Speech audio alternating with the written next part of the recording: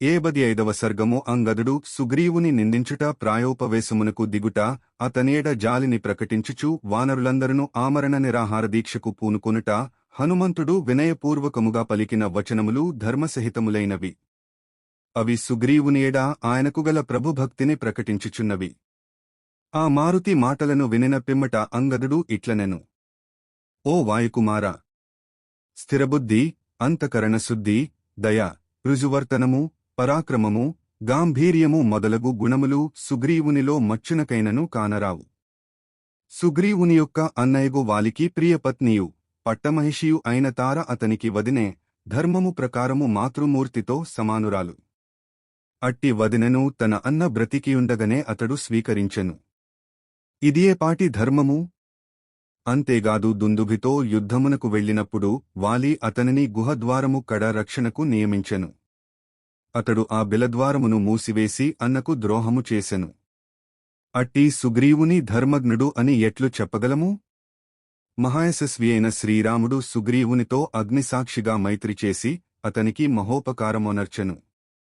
అట్టి రామచంద్ర ప్రభువునే, సీతాన్వేషణ కార్యమునే మరచిపోయెను. అట్టి కృతఘ్నుడు ఎవరి మేలును మాత్రము గుర్తుంచుకొనును?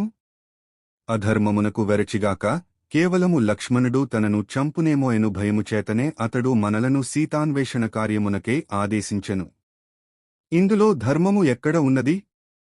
అతడు మిగుల పాపాత్ముడు, కృతఘ్నుడు, పైగా బుద్ధిహీనుడు, చపలుడు. అట్టివానిని ఉత్తమ వంశమున జన్మించినవాడు, శత్రువులను జయింపగోరువాడు, పూజ్యుడు అయిన పురుషుడు ఎప్పుడైనను విశ్వసించునా? ఒకవేళ అతనికి కొడుకు కలిగినచో అతడు గుణవంతుడైనను గుణహీనుడేయైనను అతడే రాజ్యార్హుడగును. సుగ్రీవుడు రాజ్యమును అతనికే కట్టబెట్టును, కనుక శత్రువు యొక్క కుమారుడనైన నన్ను అతడెట్లు బ్రతకనిచ్చును? సుగ్రీవునకు దూరముగా ఉండదలచిన నా ఆలోచనలు బయటపడినవి.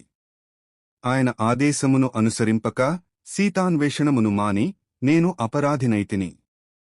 నా శక్తియు క్షీణించినది. ఇట్టి స్థితిలో కిష్కింధకు వెళ్లి బలహీనుడైన అనాథ, దిక్కులేని వలె నేను ఎట్లు జీవింపగలను? సుగ్రీవుడు వంచకుడు, క్రూరుడు, కనికరములేనివాడు. రాజ్యాధికారమును నిలుపుకొనుటకై అతడు నన్ను రహస్యముగా దండించును, శాశ్వతముగా బంధించును. కిష్కింధకు చేరి బంధింపబడి దుఃఖముల పాలగుటకంటే ఇచటనేయుండి ప్రాయోపవేశము చేయుటయే నాకు శ్రేయస్కరము. కావున ఇందులకు నన్ను అనుమతించి వానరులెల్లరునూ గృహోన్ముఖులుగా వచ్చును. దయతో వినుడు. నేను ప్రతిజ్ఞాపూర్వకముగా పలుకుచున్నాను. కిష్కింధకు రానేరాను, ఇక్కడనే ప్రాయోపవేశము చేసి మరణించెదను. నాకు అదియే మేలు. బలశాలులైన రామలక్ష్మణులతోనూ మా పినతండ్రియు వానరేంద్రుడునూ అయిన సుగ్రీవ మహారాజుతోనూ నాకు మారుగా నమస్కారపూర్వకముగా కుశల ప్రశ్నలు గావించి నా క్షేమ సమాచారములను తెలుపుడు. మాపిన తల్లియైన రుమతోనూ నేను ఆమె ఆరోగ్య కుశలములను అడిగినట్లు తెలుపుడు. మరియు మా తల్లియగు తారను ఓదార్చుడు. సహజముగనే ఆమెది జాలిగుండే. నేననిన ఆమెకు పంచప్రాణములు. పైగా ఆమె మిగుల పరితపించుచున్నది. ఇచట నేను మరణించినట్లు వినిన వెంటనే ఆమె తన అసువులను వీడుట తథ్యము.